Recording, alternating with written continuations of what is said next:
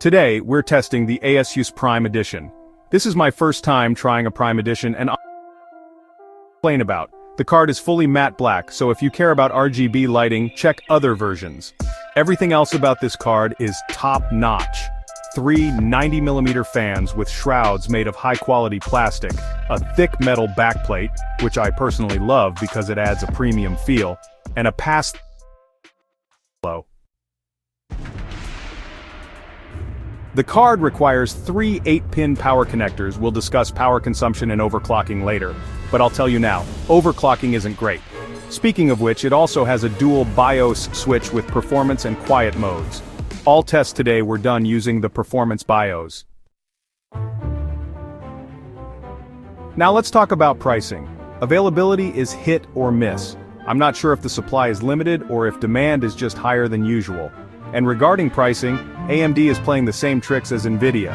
The official MSRP is $600, but actual market prices are completely different. How am I supposed to evaluate a product when the manufacturer's price is one thing, but the retail price is something else entirely? At $600, the RX 9070 XT is an excellent deal, but at higher prices, I'm not so sure. You also need to factor in local taxes, which make pricing even harder to assess.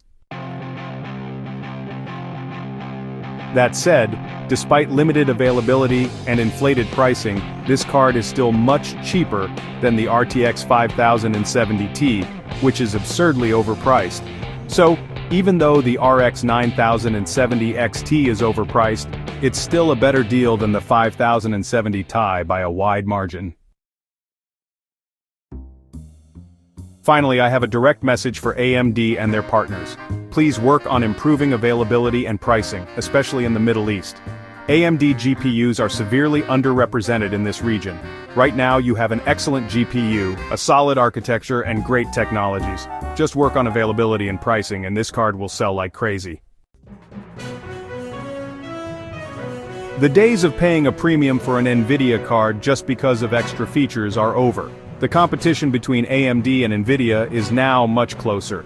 NVIDIA still holds the lead in certain areas like 3D applications, AMD's Blender performance isn't great, and NVIDIA's technology support in games is still stronger. But in terms of pure tech, AMD has closed the gap significantly, which is great to see.